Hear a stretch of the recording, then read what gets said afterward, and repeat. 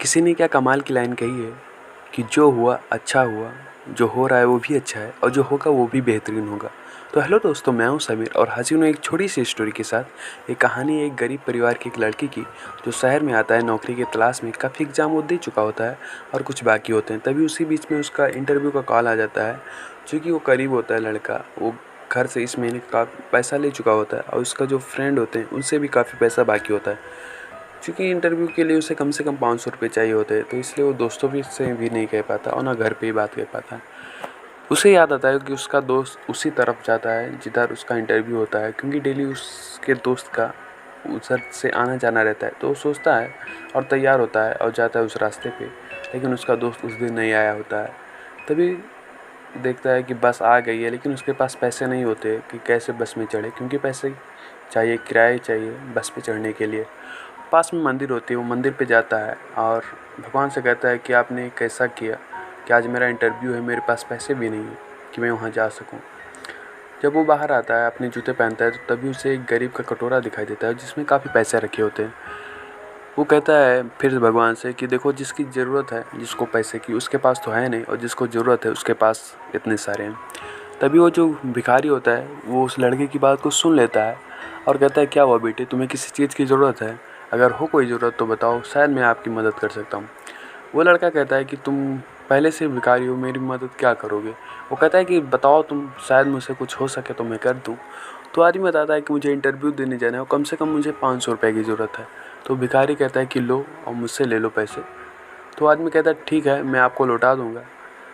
वो आदमी कहता है कि रहने दो, मुझे इस पैसे की ज़रूरत नहीं है, क्योंकि जो पैसा मुझे मिलता है मैं खाना खा लेता हूँ और जो बचता है उसकी दवाई, और फिर भी अगर बच जाता है तो शाम को मैं इस दान पेटी में रख देता हूँ।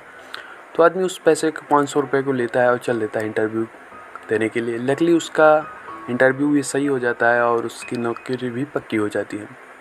तो वो रास्ते में लौटता है, तभी उससे याद आता है कि उस भिखारी ने उसकी मदद की थी और आज ये जो नौकरी लगी है उसकी वजह से लगी है।